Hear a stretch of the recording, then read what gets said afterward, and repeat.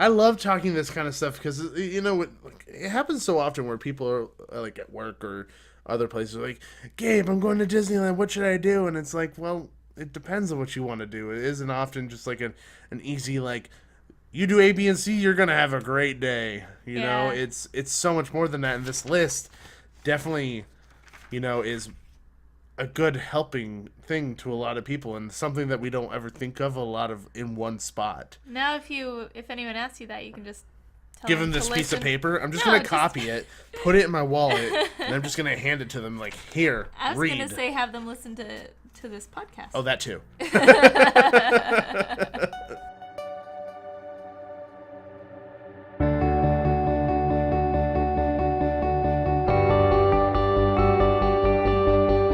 Welcome to the Disney Hack Podcast, where we're talking all things tricks and tips for your Disney trips.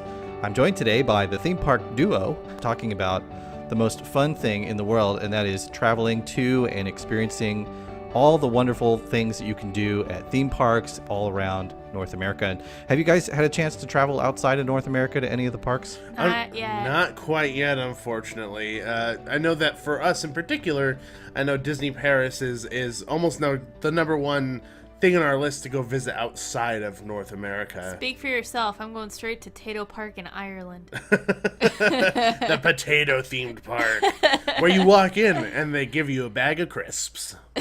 That sounds pretty awesome. It's actually real. Like, we're not real. joking. It is real. And then the bag of crisps are branded to the park. So, like, if you buy them at the market, it says Tato Crisp, and on the back is an ad for the park. Yeah, it's like how we have Coke cans with, like, discounts for Universal and Six Flags and stuff. They have, like, potato chip bags with Except discounts. it's branded to theirs. Oh man, I'm going to see if we have any listeners in Ireland, grab us a bag of those and ship them over. I'd be happy to pay, for the product and the shipping just to see something like that. Oh, well, Nikki has family in Ireland, so we'll just give them a message and have them send us some, and then we'll send it straight to you. So that's they bring some over every time they come over. Yeah, that would be great. They give me a hard time because they're like, which one's your favorite flavor? And they come in like a sour, there's like a cheddar and onion, a smoked bacon, and a salt and vinegar. And I'm like, oh, I love the cheddar onion. And they're like, ew, that's gross. Why don't you like smoked bacon? I'm like, I don't know. I'm not Irish. Why did you ask me that? Yeah. You're not Irish. And just to let you know, as much as I'd love to have over 100 episodes, we're pulling the like the TV show numbers where it's like the first one is season 1 and then episode blah blah blah. So that's why it seems like it's over 100, but really we're at realistically like 15 episodes. Yeah. So I mean, I've been podcasting for like the past 3 years, so maybe cumulatively everything that I've done in the past 3 years could be 100, but we're pretty young for Theme Park Duo for that show, so. Got it. Okay. Awesome. Well, why don't you guys take a minute and explain who you are, where you came from, what you're doing.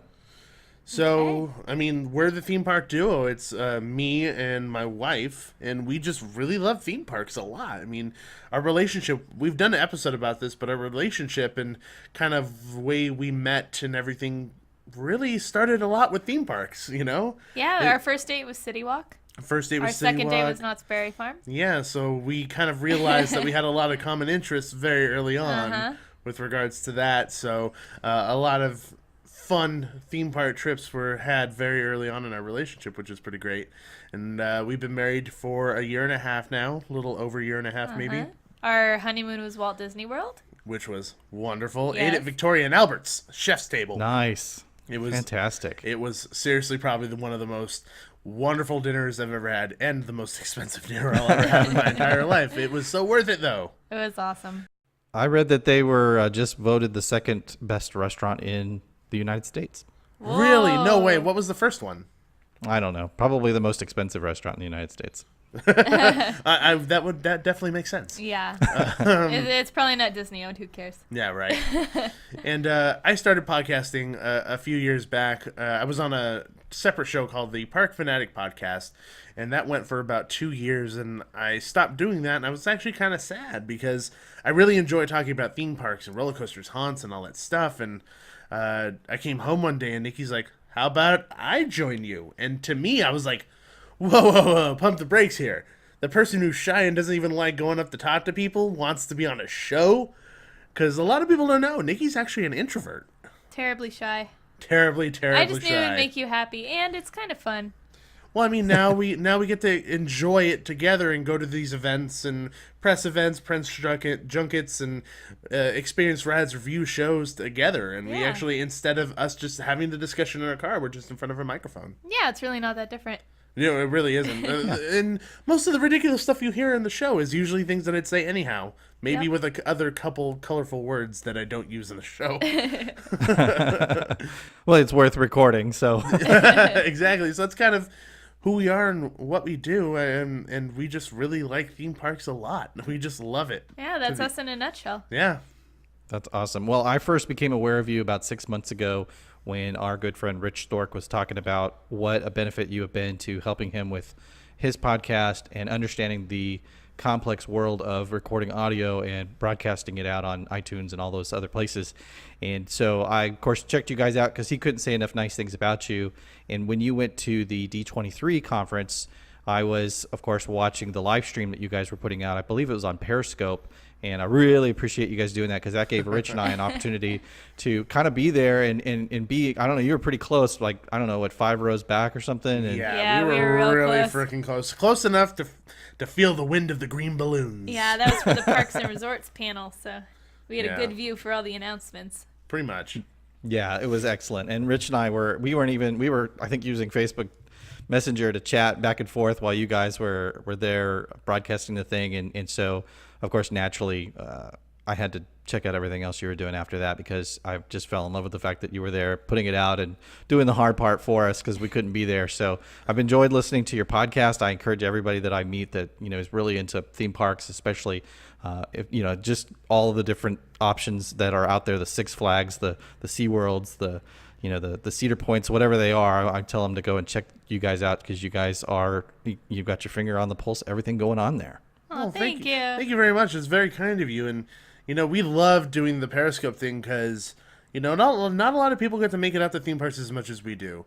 And we know that we're very blessed in that manner that we have the opportunity and the time and, you know, the money to be able to visit those parks more often than most. So I love jumping on Periscope because it allows people to kind of live vicariously through us to a certain extent. Yeah. And it's like, oh, we feel like we're at the park, and we allow, I don't know if you watch a lot of the Periscopes, but when we're at a park, we were recently at California Adventure, and we're like, what ride should we go on? And it's like people choose what we do when we're there, or like, what should we eat? Where should we eat? What kind of treats should we get? And, you know, letting people kind of have a say in our day to a certain extent, which is fun to have. You know, people be able to be interacting with us and feel like they're there and having just as much fun as we are.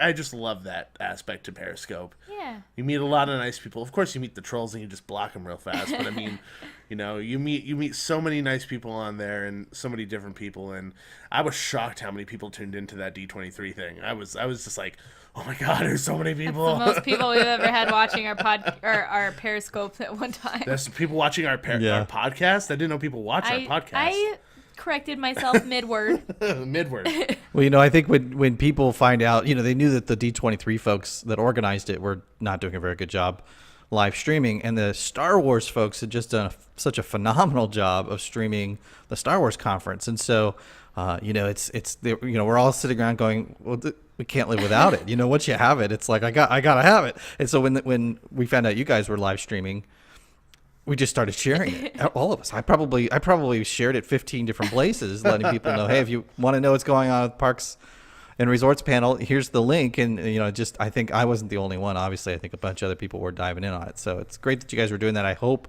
the D23 folks were kind of waking up to the fact that there was a lot of potential there too. Yeah. Not that they really needed. I mean, they were selling out the conference, so they're probably thinking, we don't really need to promote this because we're doing a good enough job already. But it was still something that we all wanted to know. We didn't want to be waking up the next morning finding out what Kingdom Insider had to say about the Parks and Resorts panel, right? We wanted to know what was going on in real time. People were just sharing that meme around with Epcot on fire, saying Jar Jar meet and greet.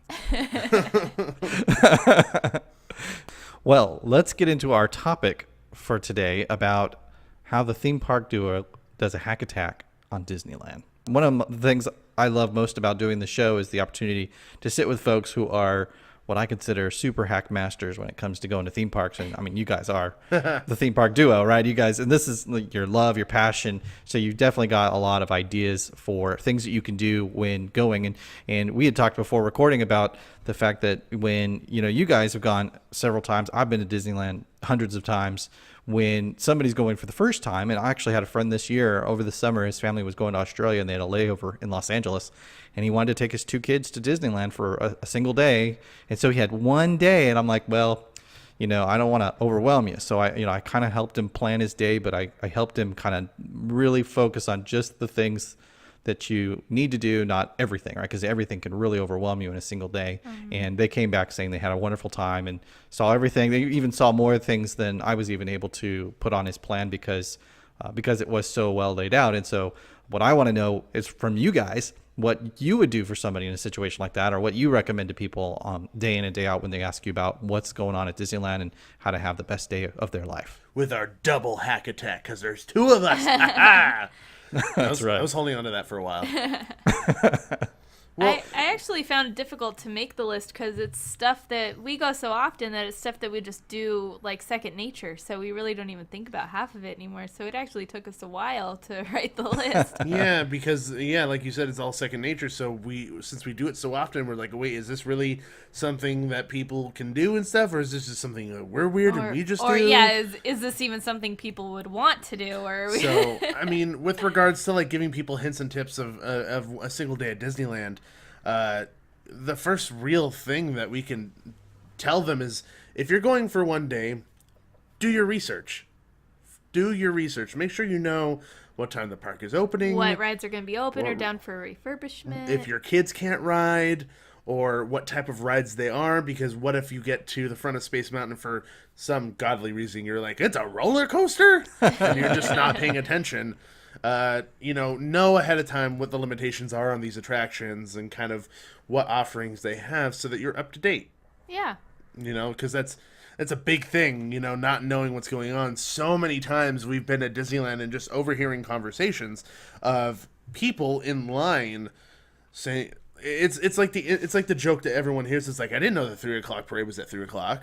It's like, well, maybe you should read the app or the map or listen to the instructions when they're bringing everybody in. It's just like, listen. There was one funny moment. We were waiting for the park to open. So we were out in front of Tomorrowland, and there was a family behind us, and they were talking about what they wanted to do. And Gabe just started to get anxiety just listening to this family talk about what they want to do. I got sweaty palms. And so he turned around and he just started telling them what they should do. And they were really grateful. They were like out of town. It was their first day in the park. He's like, no, Dad, you take all the park tickets, you go get the fast passes for Space Mountain. Everyone else, you go in line for Star Tours, and Dad will come and meet you. It was just so funny. Yeah, I tend to try to do that a lot, try to guide people when I hear they're having issues and stuff. I'm like, no, listen to this. And some people don't even know what fast passes are. Oh my God, I'm going to get off track. Oh my God. Well, that's okay. We only got to number one, and I'm freaking out.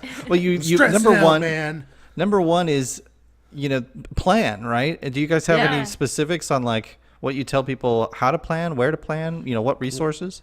The one big thing now is download the app.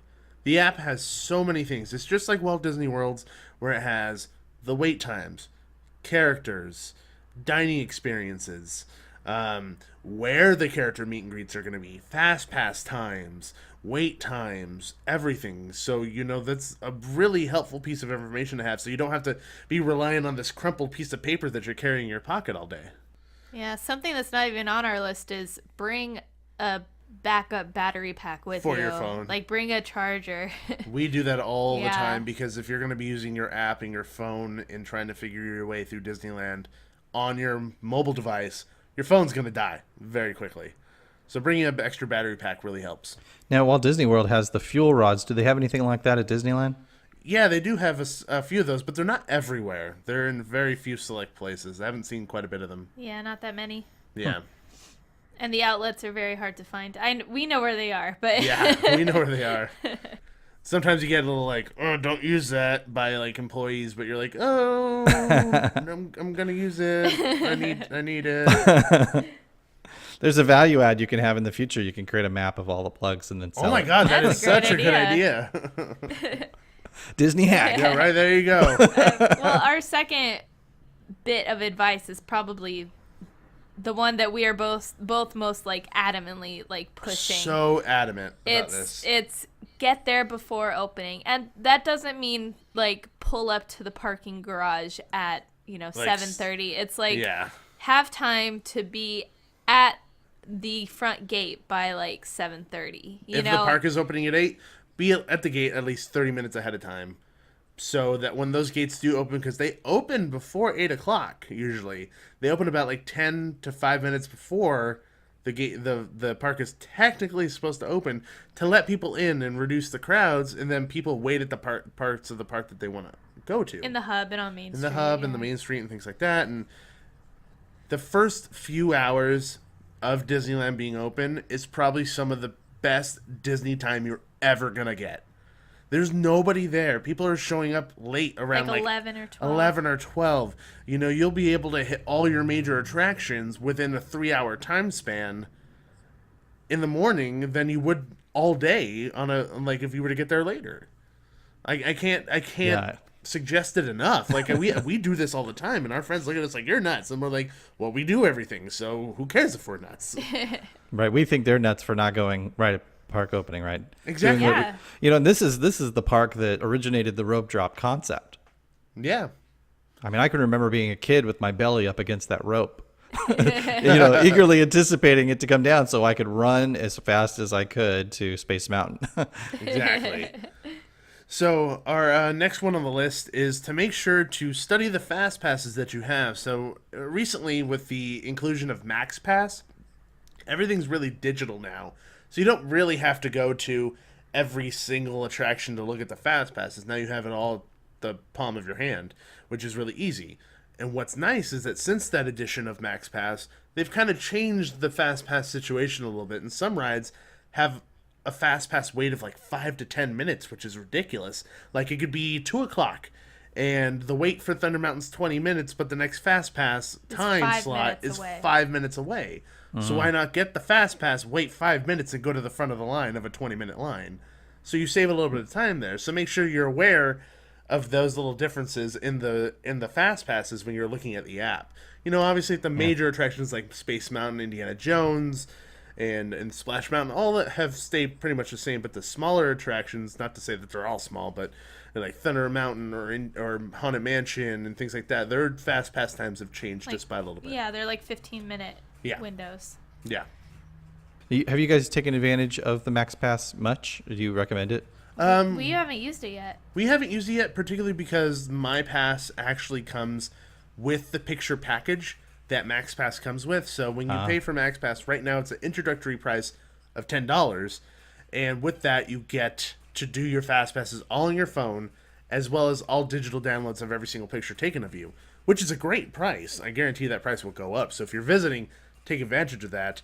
But for us, it doesn't necessarily work too much because I have the picture downloads. And also, we like to walk, so I don't mind going to the actual attraction to get the paper fast pass. Yeah, I feel like if you're someone who's there for just 1 or 2 days, like a once every 5-10 year visit, get the Max Pass. It's totally worth it. But it's like you're building your memories there too, which is really helpful because as opposed to like Walt Disney World, they have the Memory Maker package, which is over $100, and I'm pretty and it's gone up since we've gone. But over here, you could get this $10 edition on each person and get all of your photos, which is ridiculous.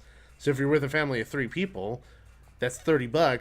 $30 for all of your photos all weekend long or all day long with all the rides that have photos. That's pretty great. yeah. Yeah. Considering how much one printed photo costs. Even if just for the photo pass potential, it's there's value in it just for that. Exactly. But then you lump in the fact that they can avoid having to walk across the park to get a fast pass to Haunted Mansion and actually make that fast pass reservation while they're, say, in Fantasyland, which is really nice. Because at Disneyland, Haunted Mansion's a pretty good hike from Fantasyland as opposed to Magic Kingdom where they're relatively pretty close, over in Orlando. Exactly. So our next one on the list, Nikki. Well, let's just combine these two. It's basically eat and drink properly. People tend to forget to eat and drink. Hydrate and eat normally. Otherwise, you're gonna burn yourself out. Yeah, people run out of energy and they're like, I gotta go ride Indiana Jones. I'm dehydrated. I'll ride right now. They're eating 3 churros while they're running through the They're water. literally shoving 3 churros in their mouth, running and pouring the water down the churro hole. Just stop. Just Eat, every restaurant, you can ask for free water. My personal favorite is the Mexican restaurant in is it Frontierland? It's in Frontierland. Rancho del Zocalo. Yeah. El Zocalo. Yeah. It's right to the left of the shooting gallery. Yeah. In the outside seating area, they have a station where there's hot sauces, and then there's an actual spigot for water, and you can fill up a whole Spigot. That's the correct term. And you can I just wanted to say the word again. That's a fun word. Spigot. Spigot. And so you can fill up your whole water bottles there. So I drink all our water, and then I go over there and I fill up 2 whole water bottles really easily. So. And then also, I think you had already said it, but every single food location will give you water if you ask. Usually they give you the smaller one, but if you're super nice and you look really cute, they'll give you a bigger one. And then That's a good tip to know. And then just look super cute. You can't see me, but I'm putting my hands under my chin and I'm looking super cute. Gleam my eye. Also, particularly as El Zocalo, some of their meals there actually are some of the biggest meals I've seen on property. We share the half chicken because it's so much food, and if you're going to a park and you're with 2 people, that you could easily spend $30, $35 and upwards on 2 separate meals with drinks and a dessert or something. Nikki and I will go to El Zocalo, get this one thing that's $15. That's $7 each person pretty much, which is a great price. And if Gabe is feeling particularly hungry and he wants his own meal, I usually tend to get a kid's meal wherever we go because it's plenty of food and it's usually only $6 or $7. So. Super cheap, and it's just a turkey sandwich, some carrots, applesauce, and it usually comes with the chocolate milk. Yep. Nice bonus. Exactly, and why wouldn't you? Actually, half the time I'm like, Nikki, get the kids meal, want chocolate milk. It's why not get the chocolate milk? So the chocolate milk on its own is $10. So it's just cheap and it's plenty of food. Honestly, it's probably the size of a meal a person should eat. Probably. Some Disney meals are quite large. Definitely. So we definitely recommend that restaurant 100%. I want to make a point about what you said about eating right and drinking right. This isn't exactly a Disney story, but on occasion when I'm traveling, my wife, if she hasn't eaten in a certain period of time, she gets to a point where she knows she needs some food. And we were in Seattle at Pike Place Market, and I used to work for the Starbucks Corporation, and this is Mecca for Starbucks people. And I wanted to go to the first Starbucks, and we were walking all over the place because I couldn't understand the map, and we finally found the original Starbucks, and we're standing there in the doorway, and my wife says, "Can we just go get something to eat? Because I'm starving, and I'm going to get really grumpy if we don't." And I was like, "Are you kidding me? We've come all this way. I've traveled like me. It sounds for really years familiar to come here." And so we eventually meandered probably another 20 minutes before we found a little Chinese place and just said, let's just eat here because there's food. Because when you're frustrated and you're tired and you're hungry and you're low blood sugar and you're trying to find something to eat and you're kind of getting picky because you're like, pasta, but it's too much carbs, and I really want seafood, but I can't find what I'm looking for. And then you just settle on something. So it's a really good idea to have a plan on what you're going to eat, and so we always try to do that whenever we go to Disneyland or anything like that. I'm always like, okay, where are we eating? When are we eating? What are we eating? Because it's good to know that, and it's good to know when places have large portions because we like to split our meals as well. Yeah, and even for people who like us who go all the time, we tend to forget this sometimes too. The water not so much, but the eating sometimes. So we'll go get caught up in having fun, and you kind of forget to eat your meals and stuff like that. So I know when it's about time to eat when we're on Splash Mountain. He's like, stupid Brer rabbit, stupid Brer fox getting all caught in admit it. Stupid drop. I get stupid water. super hangry. It happens. You get very hangry. Yeah, I do. Stupid Mr. Toad. We're going to hell and stuff. I'm gonna eat my lunch. He's got no spigot. He's got no spigot. Where's the spigot? Dang it. So, that's definitely 100% important. Yep. We went somewhere with that. We definitely went somewhere. That was ridiculous. Oh, and just to add on one little thing, bring your snacks. Oh, yeah. They'll be healthier, and you're allowed to bring whatever food in you want. So bring your snacks. Definitely, nuts. What do the theme park duo take in the form of snacks to Disneyland? Well, usually it's like sometimes we have like a almonds. mixed nuts or almonds Yeah. or something. I know that you really like Kind granola bars because they have like a little bit of dark chocolate and almonds and oats and stuff, and they're relatively healthy. I know that you really like string cheese a lot. I really, really like what are those little breakfast biscuit things? What are those called? Belvita breakfast crackers. They're little ovals. Those are super duper good. I really like those. I bring an apple occasionally. Yeah? I don't bring bananas. They get beaten up, and then you don't want to eat them. Yeah. It's the only downside to bananas. Yeah. I mean, they come with their own wrapper. They're like the perfect food. That's But true. Just don't eat the wrapper. You get poisoned. not good. Yes. You've heard it here, folks. That's the next Disney hack. Don't eat the banana peel. Don't eat the banana peels on your bananas. So that's usually the kind of snacks that we bring. We try to keep it minimal too. I mean, like, because we're pretty healthy and we don't like starving and we're like, ugh, need a churro. Just the only thing's closest. Try to keep as many healthy snacks as we can possible on us. So like small mini carrots and stuff, things like that. That'll keep us sustained to the next meal that we can choose. Yeah. While we're on this topic of food, do you guys ever frequent Carthay or the Blue Bayou? We just went to Carthay Circle for Gabe's birthday in Yeah, August. it was awesome. Yeah. Happy birthday, Gabe. Thank you. Belated. yeah, belated. A little. Yeah, and that actually kind of ties into another thing on our list where your dining can sometimes come with a package that includes a priority seating to one of the shows. So when we went to Carthay Circle, we did the World of Color dining package, so we got priority seating or standing area for World of Color.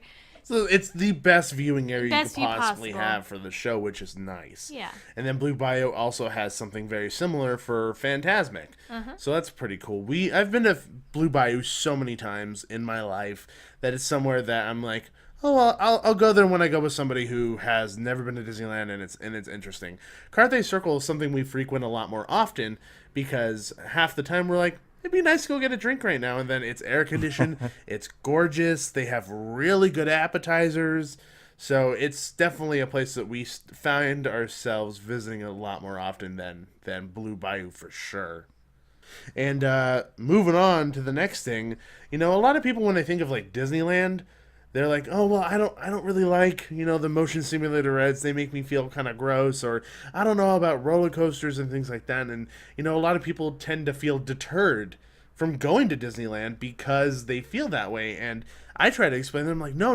There's so much more to Disneyland than just roller coasters and motion simulators, all these things. There's so many little things about Disneyland that you could really enjoy and appreciate. And, some of those can be like, another tip of getting there early is getting to sign your name and to ride the Lily Bell, which is the little, I guess you could say, caboose of the train that was Walt Disney's, and it's special, and you get like a little ticket to ride it and everything. It's wonderful. It's a piece of Disneyland history. Yeah, absolutely. I mean, it's named after his wife. That's true. Yeah. That's very true. And then also like Tom Sawyer's Island is a great place to kind of take a moment to relax and let your kids run around if you have kids, or ride the Mark Twain, and particularly right now because Star Wars Land is kind of impeding on a lot of stuff. You can't really ride up with the captain anymore. And Nikki, you could ride with the captain before, right? Yeah, that's there's two things on our list that are temporarily unavailable because of Star Wars. Gosh dang it, Jar Jar! But, yeah, the Mark Twain is it floats darn close to the construction for Galaxy's Edge, so they don't let you on the two top levels of the Mark Twain right now. They have them all roped Interesting. off because they don't want you to see that far into it. But pre-Star Wars Land construction and hopefully post-Star Wars Land construction, you can ask to captain the Mark Twain. So you go up into the wheelhouse, there's that big boat wheel, and you get to turn it, you get to sign in, and you get like a little certificate that we both have a certificate saying that you captained the Mark Twain. So that's a super fun thing that you can do. Yeah, and with regards to like other smaller things, just riding our train, and something very different about our train than it is about Magic Kingdom's is that Magic Kingdom is so big that it really is its own form of transportation. Ours isn't. Getting from New Orleans Square to Frontierland or to getting to Toontown isn't that difficult. It's really like a 5 to 10 minute walk. So our train is really for, entertainment purposes because we have Primeval World as well as the Grand Canyon model in there. So that's always really nice to kick up your feet and just take a trip around Walt Disney's Magic Kingdom. Technically, that's what it's called. Right. Yeah. Have you guys had a chance to see the upgrades to the Primeval World and the Grand Canyon? Yes, they're so cool. They're very, very spectacular. There's sometimes where they update stuff and I'm like, it doesn't really feel updated. This feels updated and in the very right way. And it is the way that I feel like digital projections should be used, because they use that to kind of give scenes depth in the Grand Canyon and Primeval World, like showing pterodactyls flying around or lightning strikes and things like that. It's really well done, really, really well done. And Awesome. And some of the other smaller things, there's so many small things that we'll just kind of list through a couple things, because if we were to list all of them, it would be your entire episode. One of my favorite things is to one summer I was obsessed with riding all the different forms of transportation down Main Street. So that's like all the different cars, the double-decker bus, the horse-drawn carriage thing. So like all the different little vehicles that can take you down Main Street. I was taking them quite often. I just thought it was so much fun. Then there's the castle walkthrough, where you go through Sleeping Beauty's castle and you get to see all the little dioramas that are kind of explaining out visually the story of Sleeping Beauty, which is really, really nice. And then there's all the entertainment on Main Street, which really you kind of have to just chance upon it. I mean, I'm sure there are scheduled times, but people are so busy. But there's like the Dapper Dans that perform on Main Street. Mm-hmm. There's the marching band that goes all over, so you're sure to catch that. And then Great Moments with Mr. Lincoln, which we have an attraction on our Main Street, which is kind of nice, and that's very historical to Disney history, which is nice to go see and kind of experience. It's almost like a rite of passage in a way. Now, they've upgraded that recently. Have you guys had a chance to see the new upgrades to Mr. Lincoln? They've upgraded that? When did they upgrade that? Yeah, they upgraded the audio animatronics on him. I've just seen videos and photos, but I haven't seen the whole show or anything. But it was in the news a couple weeks back. Oh, well, we haven't been on, and we haven't seen that in about 6 months. I wanted to see it last time, and I skipped out on it. So next time we go, we'll go. It's definitely going to be a must-see for me, because that's honestly one of my favorite things to do there. It just gives you the feels, just like the American Adventure gives you the feels. Yeah. So, which they do share a song, so makes sense. Which is kind of cool. Also, what are you pointing at? What's that on there? Oh, I was just, it's kind of, it ties into the little extra things you can do. Oh, yeah, definitely. That definitely ties in for that. Go for actually, it. Both of these do, is you can ask for a map of the Jungle Cruise. After the ride is done. After the ride. So you can ask one of the skippers, like, hey, can I have a map of the Jungle Cruise? And they literally give you this paper map, and it's the whole route. And there's like tigers on it, and it shows you where the boats go, and all the main things that you see are on it. It's a fun little free souvenir that you can easily get, which is pretty so cool. Yeah, do you guys have a picture of that? I have one. We can take one somewhere. Yeah. I am shocked and amazed that I did not know that. As much time as I spend consuming everything I can about things to do at Disneyland and Disney World, I did not know you could get a map from your Jungle Cruise skipper. How cool is that? Yeah, it's actually quite fun. I've seen people do it before, and I get really happy because, the kids, they just get this big smile when they're given this thing, Kids love it. And then before the Indiana Jones Outpost actually closed, this isn't on our list, it just came up off the top of my head. Before that store closed, they used to have somebody at the counter, you'd always ask for a decoder. And they would give you a decoder for the Mara font in the line for the attraction. Yeah, I got several of those. Yeah, you just like collect them. It's like, if you're in there for a long time, you're like, okay, well, let me decipher what this says, and it probably says something terrible, like you're gonna die or something. This is completely random, but I've been obsessed with decoding all the words in the Guardians of the Galaxy. Oh, all like the Mission alien, Breakout. all the alien writing. Last time we were in there, I took a few pictures of the signs, and I'm gonna do it. I'm determined. That is cool. I didn't know they were doing that in Mission Breakout either. We haven't talked much about California Adventure other than the dining package. But so tell me, so do they have a little decoder card as well, so you can decipher the picture, the prints on the wall in Mission Breakout? They don't. I'm gonna make one. Oh, nice. They don't have one. I know that they released something very similar, or like fans deciphered stuff from the movies, which it is the same writing from the movies. So I guarantee you could probably find something on the internet to help you decode all of the writing that's in there. Well, like in all of their signs, like their actual like stuff you need to know signs are in English too. In that language and in English, so you can decode it. So I'm gonna do it. Yeah, usually when like we try to give like tips and hints and stuff with like if you have one day at Disneyland, or at least the Disneyland Resort, we usually say just focus on Disneyland. I think that if you're going one day and you're trying to split up your time running back and forth through the parks and trying to hit both parks, you're going to kind of lose focus and not really see what the experience is really about. You kind of lose that focus. If you have more than one day, I'd say, yeah, do the park hopper and you could figure it out. And Not here's even how park you kind of hopper. do it. One or even park, one day. One park, one day, because then you could Yeah. truly appreciate the beauty of each park. Because even though people think California Adventure is kind of the lesser of the two, which kind of is, it still has its own merits and beauty and grandeur and really neat things about it. Yeah, absolutely agree. I tell people the same thing. So if you're going to spend one day at Disneyland, go to Disneyland. Don't get the park hopper. Don't go between the two, because even though they're very close to each other, you're going to spend a lot of time in transit that you could be spending. You could spend a whole day at Disneyland and still not do everything there is to do there, even on a day where it's not quite crowded. So it's worth just staying in the one place. I had a question for you guys, and I was listening and forgot it. So let's just forget that I even said that. We have a couple more small things, so maybe you'll think about it in between then and Okay. now. So another small thing is something very different that Walt Disney World doesn't have at the Magic Kingdom is tahine. Tahine is this spicy seasoning that is at the Dole Whip stand. So you can actually get your Dole Whip and place it on your Dole Whip. And for me, the first time I had this, and I think I said it somewhere, I'm like, it was like having Dole Whip for the first time all over again. It was wonderful. If you don't mind a little spice and saltiness with your Dole Whip, it's perfection. It's very California. It's amazing. It's very, So do you pay extra for it? Do they No. just give it to you when you ask for it? It's Free just small packet. little free packets. They also have it for in Adventureland specifically. Any outpost that has mango Mango or They'll have- pineapple. or pineapple, they'll have packets there too, and it's free.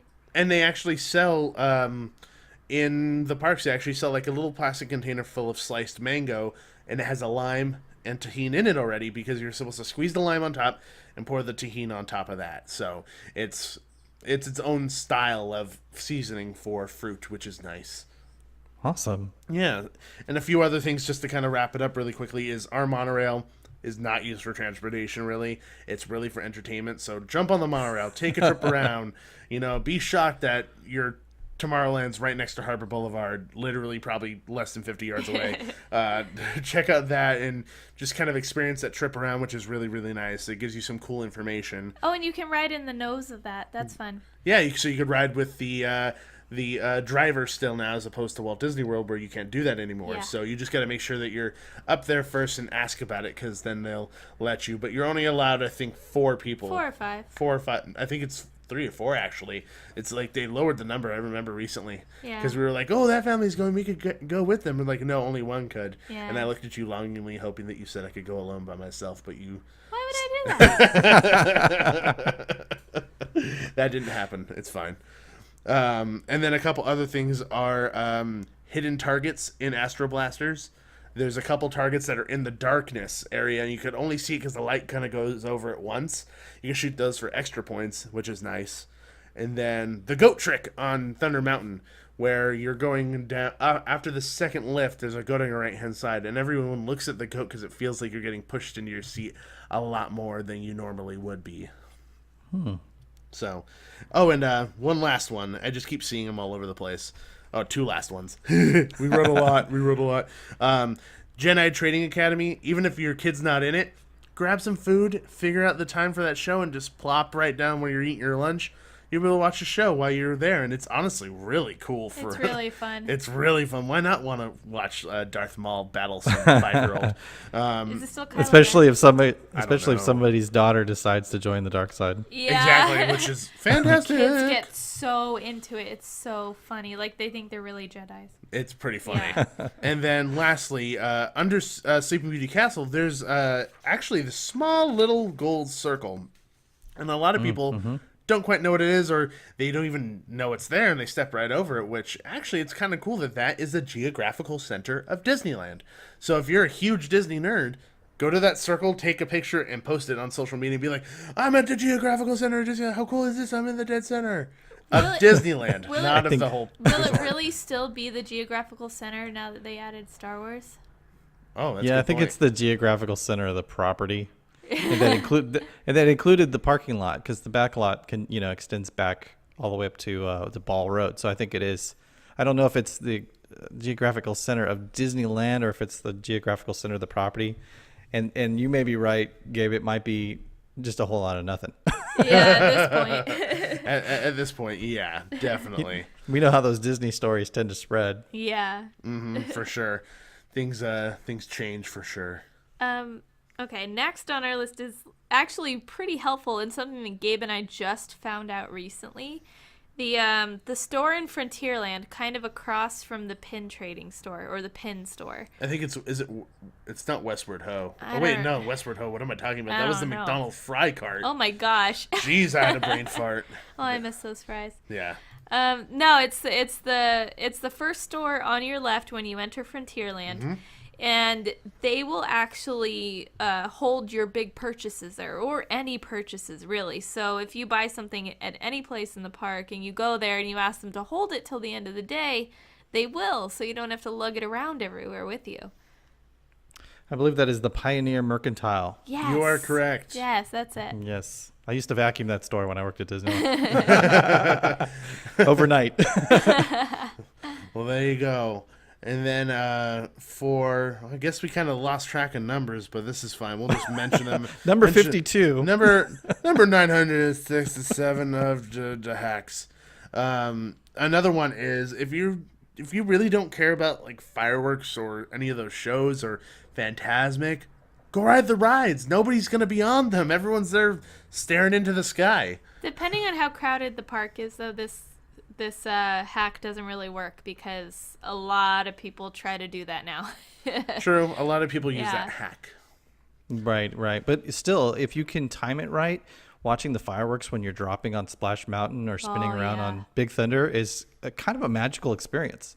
Yeah, and for me, like the one thing that one ride that I personally love a lot during fireworks is getting close to it, at least because they close it down, is the Storybook Land canal boats. Like, it's just so pretty in that area by Monstro with all the lights and stuff. It's very cute. It's very nice. We were on Casey Jr. during the fireworks, and that was Casey awesome. Jr. We were in the monkey cage.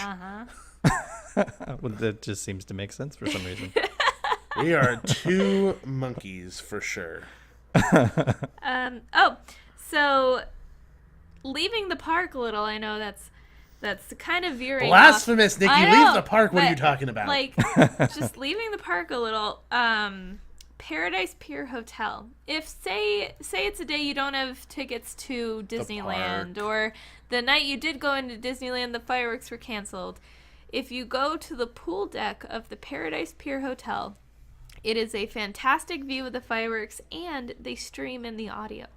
Really? Yeah. Yep. Hey, can you do that if you're not staying in the hotel? If Yeah. you don't say that you're not staying in the hotel. It's like Yeah. that's for the people who are at the hotel.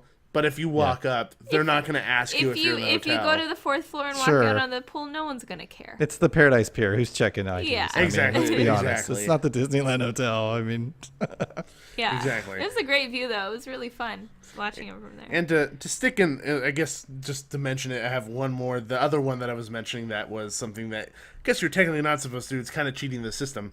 Is at Indiana Jones Adventure, you could easily ask for say the line's 2 hours and the front part of the line is just insanity.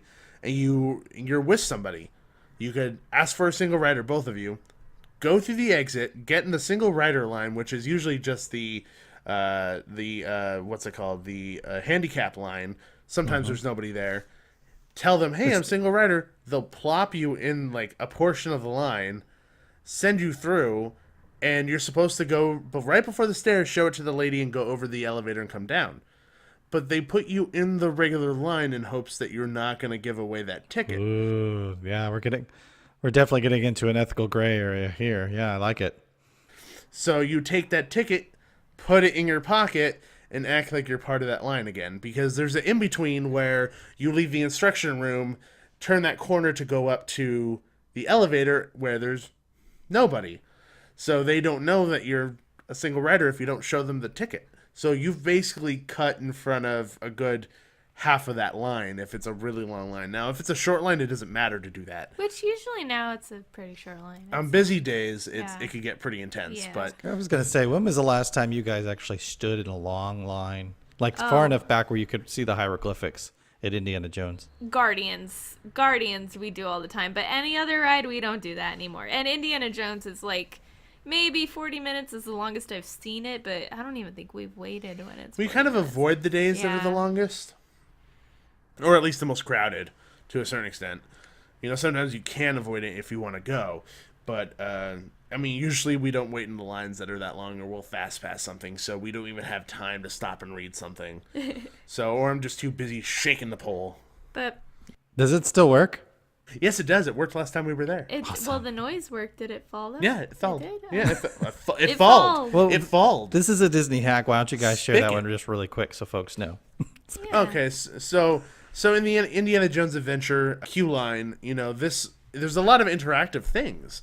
So one of the things is a room that looks like it's full of spikes almost to a certain extent.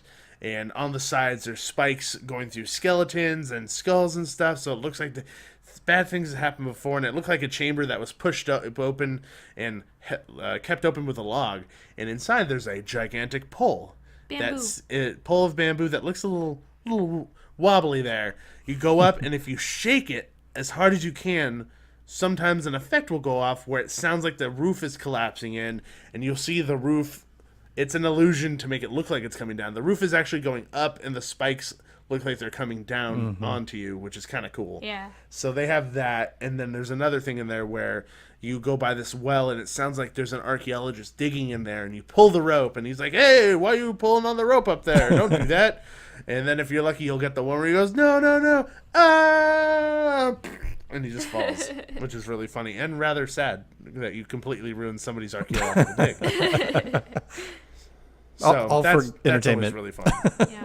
Oh, and One more- just one last. Oh yeah, go for it. I think wait, we may be thinking about the same thing. Is it pirates? No.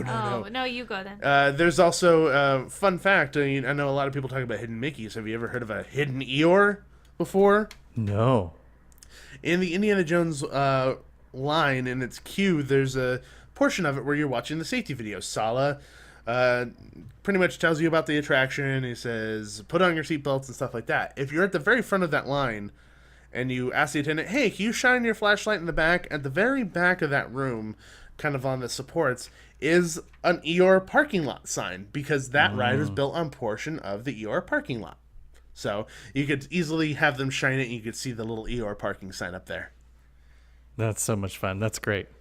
Yeah. Fun fact. So what was your pirate one? I brutally cut you off. I apologize. Well, I was just, since we were talking about line queues, I was going to jump to Pirates of the Caribbean and give the very helpful information that, like, when you go under the tunnel, you have a choice. Yeah, you have a choice to go either right or left in the line. Always go right. It is the shortest. The left line is quite a bit longer. And people don't know that when they go into it and dedicate themselves to the left side of the line. But the left side of the line goes down the side of the building of the Haunted Mansion, and the right side is just a lot Haunted Mansion? You mean the treehouse? Pirates. The treehouse and in between and Pirates stuff. building. Yeah, the Pirates building and stuff. Yeah. So the right side is significantly shorter. Unfortunately, when the line gets super long, sometimes they don't even they don't even separate it. They use it all as one queue, which is kind of weird. Yeah, but if you have the choice, always go right. Yeah, it's a shorter line, which is nice. Interesting. So the ride's going to kind of wind you around by that tree and then up the sidewalk and next to the stairs to the gallery and then into, or I guess the Dream Suite or whatever they call it now, and into the building. Whereas if you go left, they're going to push you down the side of the building into that extended queue area over there to the left. Yep. Oh, that's good to know. Yeah, so it's just a tad bit shorter, and I mean it could save you like 10 minutes. I mean, we've tested it out when there's been it could. We've tested it out when there's nobody, and you know, Nikki and I would go in one, or I would go in one, Nikki would go in the other, and there's nobody in line, and we'll just walk at a normal pace, the same pace, and I'll get to the top before she does. So even if there's nobody in line, you'll still save time going on the right side than the left side. It'll save you another extra minute and a half. Goodness gracious, that's a minute and a half of ride time. You're getting carried away. You're getting too... I'm going crazy. Okay, we only have one thing left, though, really. It's the end of our list, and it's the end of the day. Stay till closing. Yeah, utilize every single minute that you have at this park, because by this time, you've watched fireworks, you've stayed to the parade afterwards, if there is a parade. Right now, we don't have one. And then... if you're in line for one of these attractions, at like say the park closes at midnight, you're in line at 11:59, they're not going to tell you no. As long as you're in line before the park closes, you'll be able to ride that attraction, which is pretty fun. But also, like, the last 30 minutes is just, most people have left. It's just really nice. You get some really nice pictures of the peaceful. castle, nobody in it. Yeah. You know, and they always keep Main Street open just a little bit longer for people who are purchasing their stuff. So it's not like they're going to be shooing people out. You could be some of the last people out of Disneyland. Do you think we appreciate the peaceful moments more because we hate the crowd so much? Yes. Yeah. There's no ifs, ands, or buts about that. 100%. Like, I'm like, oh, it's like 11:59, but it's so nice. I don't want to leave. Pretty much. It's like when we were making this list, a lot of the things, it's like, what can we put on there that's a break from people? Yeah. Where can we avoid people? What's a hack for that? It's like the Mark Twain, Tom Sawyer's Island. The hotels, Trader Sam's Tiki Bar. Yeah. Drink enough till your eyes get hazy and you're just like, I can't see people anymore, so that's fine. We don't do that. No, we don't do that, never. That is awesome. Yeah, so come early, stay late, avoid people. We sound like say the that's grumpiest Disney fans ever. The most bitter fans ever. Well, that's definitely, if you go into Florida, that's definitely something that, we do, because it does get very, very busy during the middle of the day. At Disneyland, you can even get breaks during the middle of the day in some cases, which is kind of nice. Especially if there's a little downpour in the afternoon, people will tend to clear out so you can do some things without the crowds. But yeah, I tend to like to be able to do things without having to stand around in long lines, especially when I've been doing it for hours and hours and I'm tired and fatigued and I just want to go sit down and ride rides. And I love the Mark Twain recommendation. It's one of my favorite things at Disney is the Mark Twain. It has a special place in my heart because when I wasn't vacuuming the Pioneer Mercantile, I was cleaning the Mark Twain for 8 hours, polishing the brass and sweeping and mopping the decks. And so I spent a lot of time in that wheelhouse and up on the upper decks. And it's just, it's such a great place to go, even when the parks are open and there's people there, because you're going to find lots of room to spread out and maybe even a seat to sit down and relax and enjoy yourself for 20 minutes and get away from the crazy. Honestly, some of the best things to do is to just grab your favorite snack, go on the Mark Twain, sit down and enjoy your snack as you ride around. Yeah. Because you get this nice breeze. There's a lot more to see now with the reconstruction of the Rivers of America, where you have this nice waterfall. You get to see murder beaver underneath the train tracks.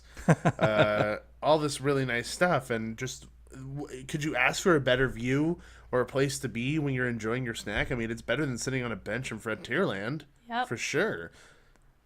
Yeah, I think Disney has done such a great job, and I think this goes all the way back to Walt himself.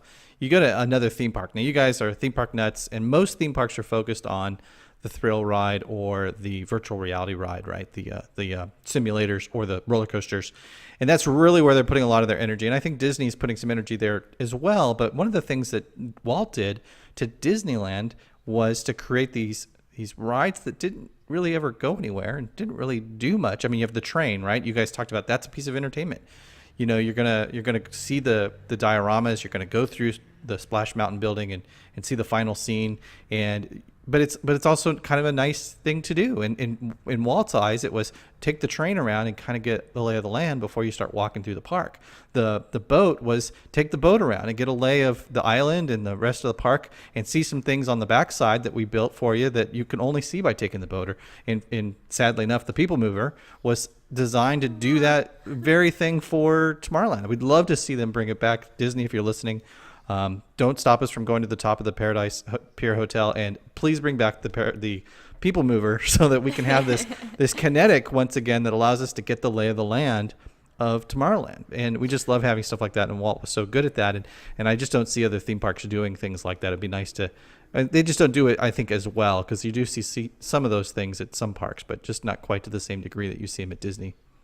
Yeah. I don't know, man. I think a really fast thrill attraction without changing the tracks sounds like a really great idea for that original People Mover area. Just a really cheap overlay thing to throw on there just to have something just for a couple months and then let it go down, and we'll say we're refurbing it, but we'll just close it all together. I hear sarcasm. Yeah, sarcasm. I have a great Spigot. idea. Why don't we not put any banks in it so that it has to speed up really fast and then slow way down? That sounds so thrilling.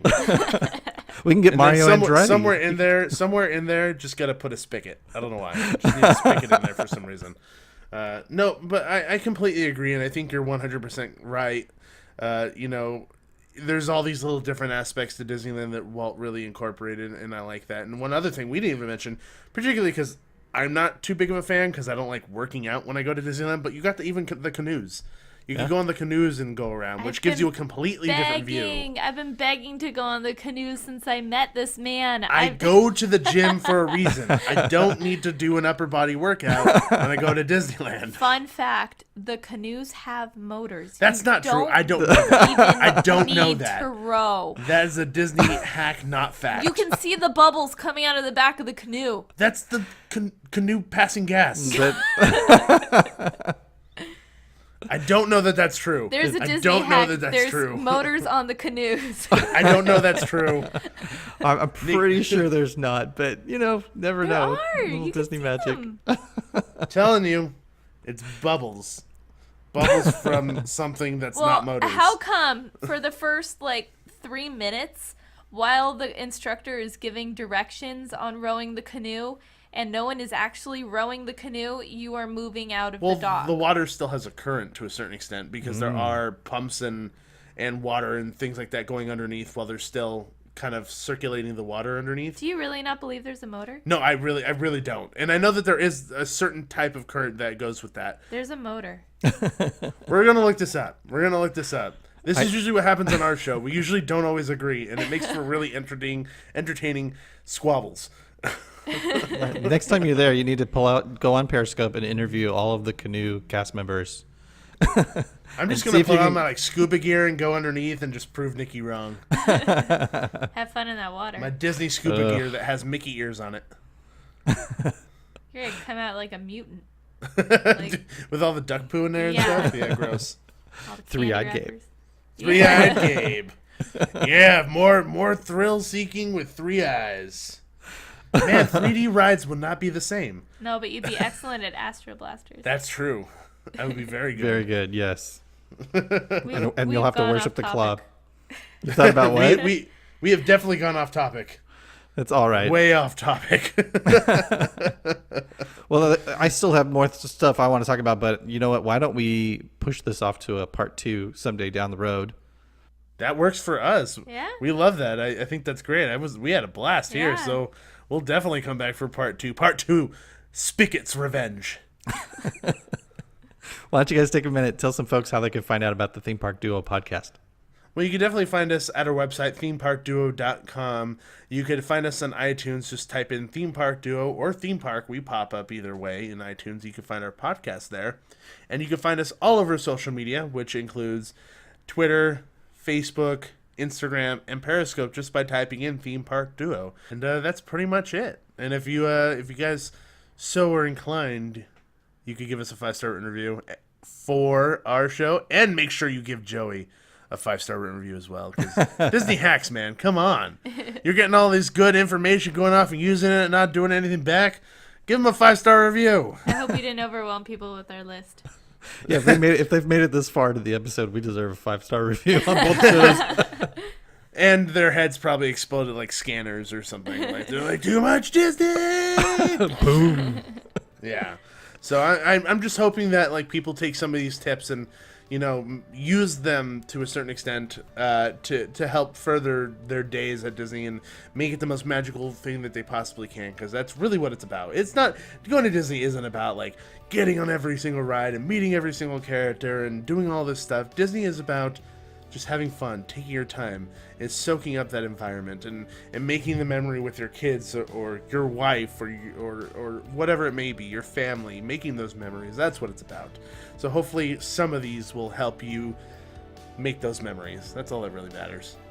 Yeah, I think that they will. And I really appreciate you guys coming on and sharing. That was such a great list. I hadn't seen that before. You didn't share it with me, so I was going along this journey with the listeners, just kind of listening to what you guys had to say, and I had no idea what you're going to share, but I even learned some stuff, and I'm thrilled because now I'm empowered to go and actually do some of these things, like get a map from one of the Jungle Cruise skippers I didn't know.